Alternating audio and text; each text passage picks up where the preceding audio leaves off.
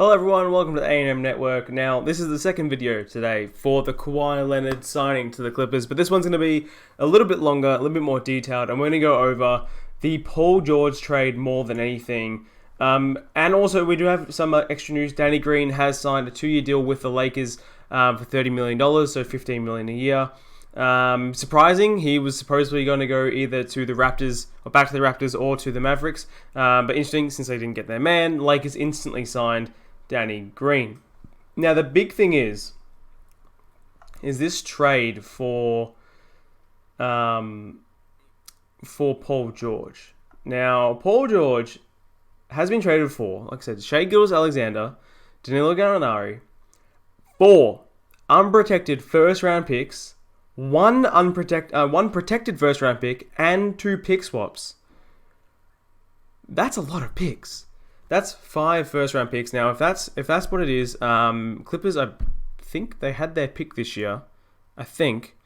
So you'd be looking at 2020, 2022, 2024, 2026, and 2028.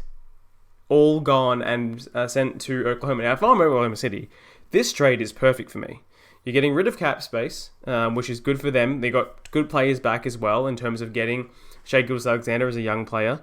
They were kind of stuck in the mud. I don't know how well they would have gone next year with their current team. But they just got a bunch of future. So if once, and this is like I said, 5 for some picks means 10 years.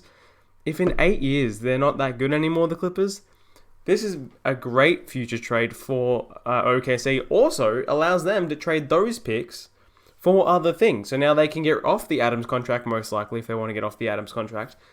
Or if they really want to, they can trade Russell Westbrook, but I don't think that's going to happen. So very interesting that was how that worked. So I think OKC have done exactly what they wanted. I think the Clippers, judging by one of the tweets, there was a tweet up here from Adrian Wojnarowski earlier, it was saying that Clippers just imagined Leonard as part of a Lakers big three, and they knew they had no choice. They had to make the deal with OKC because that's the only way Kawhi was going to go to the Clippers.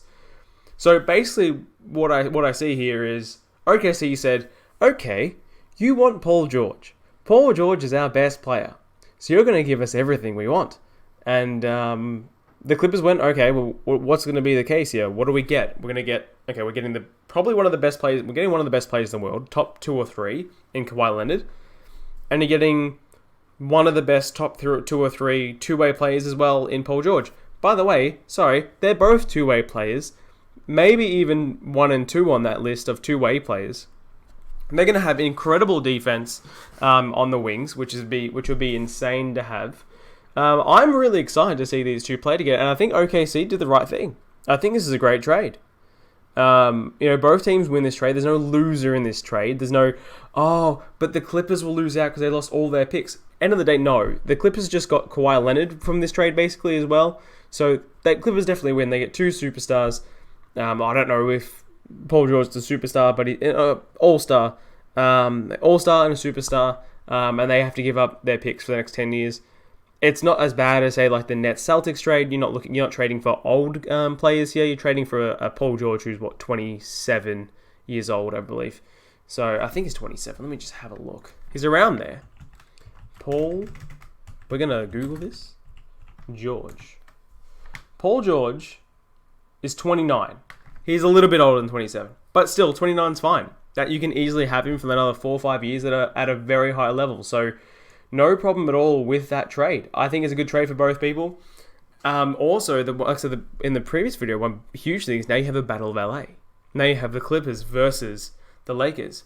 And how that's going to work, it's going to be very interesting. It's going to be really fun to see. I cannot wait to see that first matchup between the two. It's going to be insane. My money will be on the Clippers. I think the Clippers will be a better team, and I think they're going to be the better team next year for sure. And the best thing is, it's a wide open Western Conference. Now, I will make videos going down on each team and breaking them down and saying, okay, this is what the team looks like and how good does it look, how bad does it look. Biggest thing for Clippers, they've got Lou Will, they've got Montrezl Harrell, still in the team. And now they've just added Kawhi Leonard and Paul George.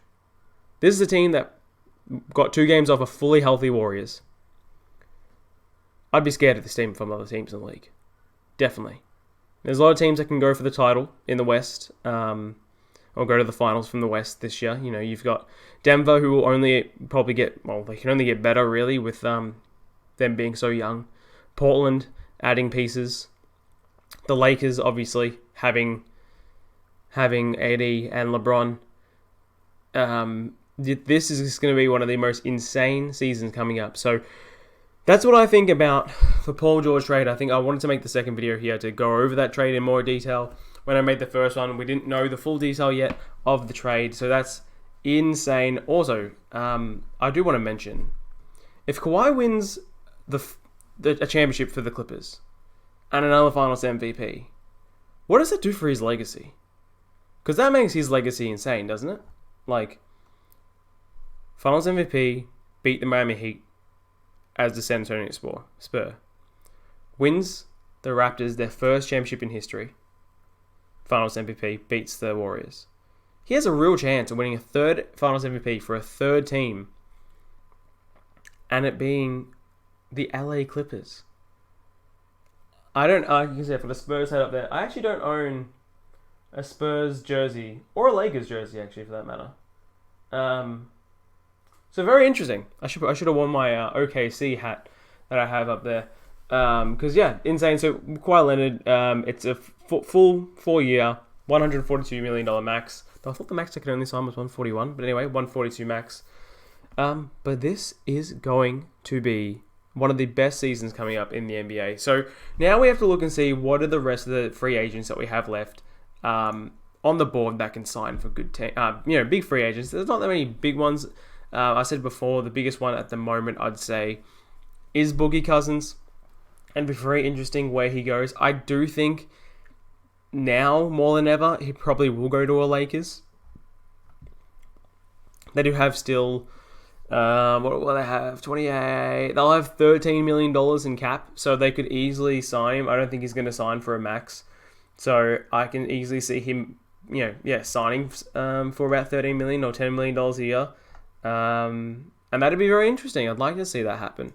I think that makes it an intriguing thing. So he's probably the biggest guy left. There's not that many after that I think are massive. I mean, the other big one was Danny Green, and he's gone. He's not really huge. He's a really good role player to have, and he's gone off the board now. So, dude. Don't know what else there is to say. That's probably the biggest thing. I wanted to talk about that and see if there's anything that comes through while I'm on. But that's perfect. I think, so run it down.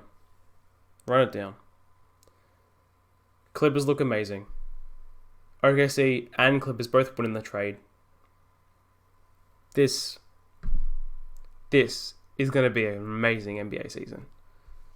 Amazing NBA season. Anyway, guys, I just wanted to do that 8-minute update video on the trade and my thoughts.